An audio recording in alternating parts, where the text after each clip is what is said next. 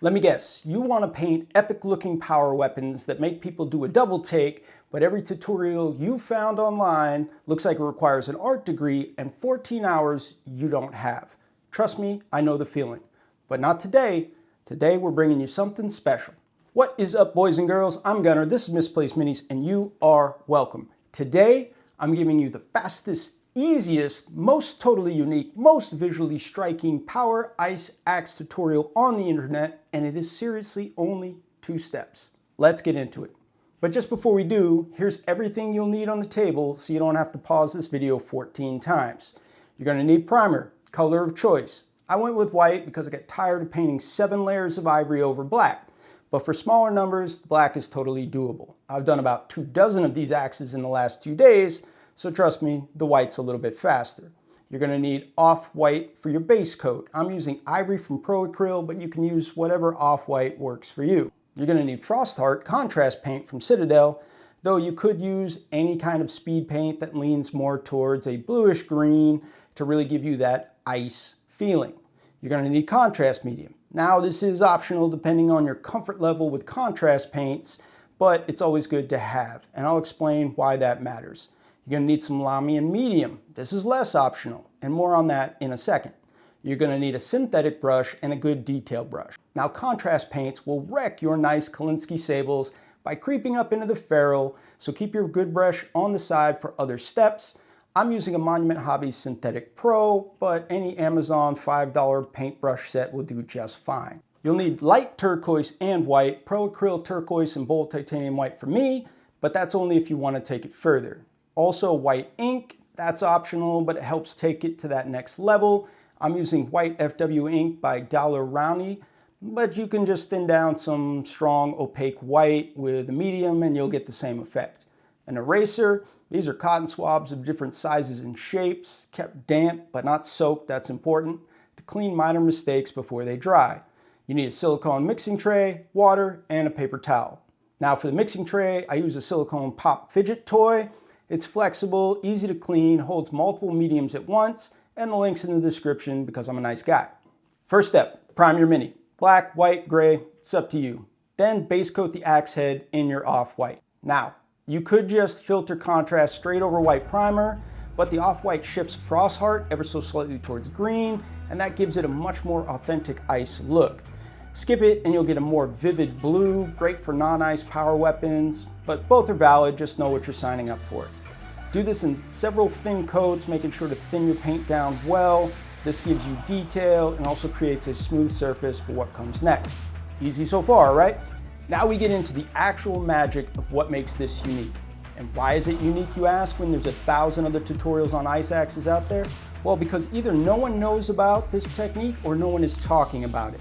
And that technique is contrast spot filtering. Pour some Frostheart into your tray. If you're new to using speed paints, you just want some more working time, this is where you add your contrast medium, but keep it no more than 1 drop of medium for every 2 to 3 drops of paint. We want the paint thick and opaque. In a separate section of your tray, pour a little Lahmia medium on its own. This is your rescue tool. It reactivates contrast paint without the inconsistency you get from water, and it's less likely to cause tearing if your contrast is closer to drying. Water works in a pinch, but Lahmia medium does this way better every time. Now, this is where this tutorial differs from anything you've seen before. You're going to apply a generous coat of Frostheart across the entire axe head, letting it pool. Pooling is the goal here. It's what works. You're going to wait about 30 seconds, or if you're unsure about how quickly you can work, you can start straight away and do more passes.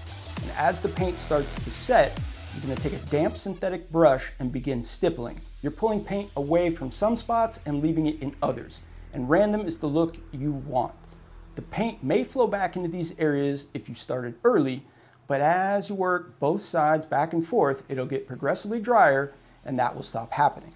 Side note, you only have to clean your brush when it stops wicking away paint. Leaving a little contrast paint in the bristles actually helps the effect. For any larger pools sitting in corners or crevices where you don't want them, use a mostly dry brush to wick them away.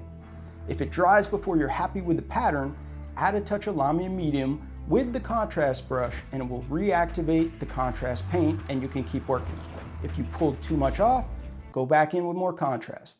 The longer you do this and the closer to dry the contrast paint gets, the smaller and more detailed your effect becomes.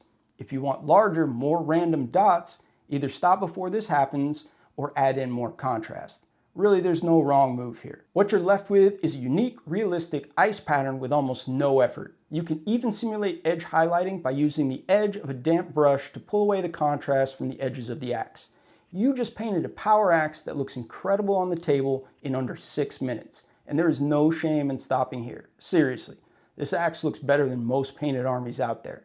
And that is your TTR or Tabletop Ready tutorial. But if you want to push it further, we can take some TTRP or Tabletop Ready Plus steps to kick it up a notch. Now TTRP 1, this is going to be edge highlighting, or as I like to call it, that thing hits. You're going to grab your good brush and your turquoise. Now edge highlighting doesn't have to be perfect. You don't have to hit every single edge. Focus on 90-degree edges and sharper because those are the easiest to catch with your brush. Consistency of the paint is everything here. For Pro Acryl, I go straight out of the pot. For Citadel and thicker paints, I'll add maybe a drop to every 3 parts of water. You don't want to thin it down too much. This is going to be closer to a dry brushing than it is painting. If it takes more than one pass to really pop, you've got the right consistency. Remember that dryness equals control.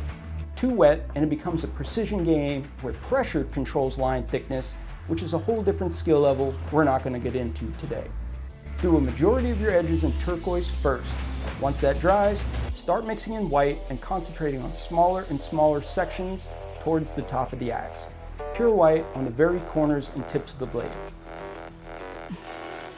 Now that axe is genuinely impressive. Your friends will notice. You can absolutely call this done and take the off ramp. But if you're still with me, let's keep going and kick it up another notch. This is TTRP 2, or what I like to call, that's next level. This is where we're going to introduce scratching and nicking and make it look like it's actually been used. Mix roughly 1 part of water to 1 part paint and offload almost all of it onto a paper towel before going near the model. Then use quick short strokes in varying directions across the flat surfaces. Side note, I don't have any depth perception, so I like to approach the model slowly while making downward strokes until I make contact rather than trying to judge the distance from above. This prevents overshooting and accidental paint dumps. If that's something you deal with too, try that, it'll work. Once the brush is nearly dry, switch to edge nicking. And here's where most tutorials get it wrong. They'll tell you to use the tip of the brush pointed towards the axe to do small edge scratching. Don't. Point the tip away from it. When the paint consistency and dryness are right, pressing down slightly will splay the bristles and leave independent lines. Much more realistic blade nicks than you'd get otherwise. Like the edge highlighting, do a majority of the blade in your darker tones and progressively smaller areas as you lighten your paint towards white. That weapon now looks like it's been through a war zone. You've earned some serious hobby respect at this point. There's only one more level to go if you want it. Now this is TTRP 3, or as I like to call it, oh damn son. This one is more technical, and if you feel like the caffeine gods haven't cursed you with a mild case of palsy today, you can give this one a shot. Mix in a small amount of turquoise with white ink, or take your mix that you already have and thin it down to a glaze consistency. This is where the mix is translucent, almost to the point of being transparent on your palette. Apply it around the power rods and into any recesses of the axe you want to stand out. Now, before you touch the model, wipe away all the moisture by touching the tip of the brush to a paper towel. Do this until the wetness stops spreading through the paper towel. This stops the glaze from pooling when the bristles are lifted off the model. Multiple very thin coats is how you build smooth transitions. For the rod itself, you can go straight white, but I actually prefer a slightly darker tone. It maximizes the contrast between the glaze and the rod and makes the whole thing read much better from across the table. Now just finish your handle in whatever paint scheme works best for you, and you're done.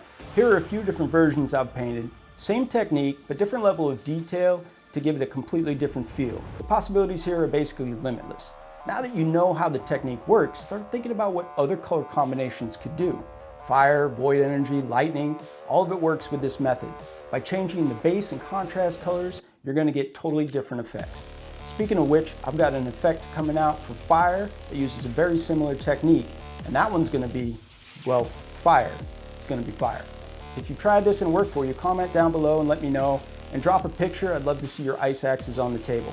Remember to subscribe and hit that bell notification so you get notified the next time I drop some content. I've got plenty more tutorials coming that are going to save you time, stress, and your hard-earned brain cells. As always, I'm Gunner. This has been a video, and we'll catch you in the next one.